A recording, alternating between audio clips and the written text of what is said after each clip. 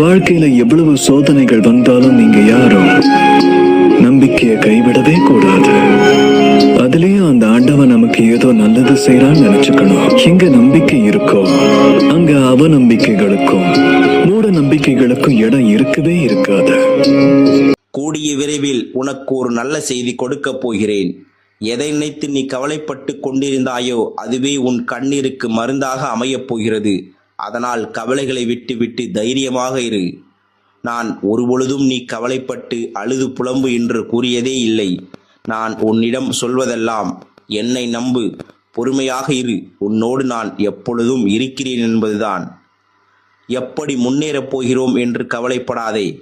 விரைவில் உனக்கு மாறுதல்கள் ஏற்பட போகிறது.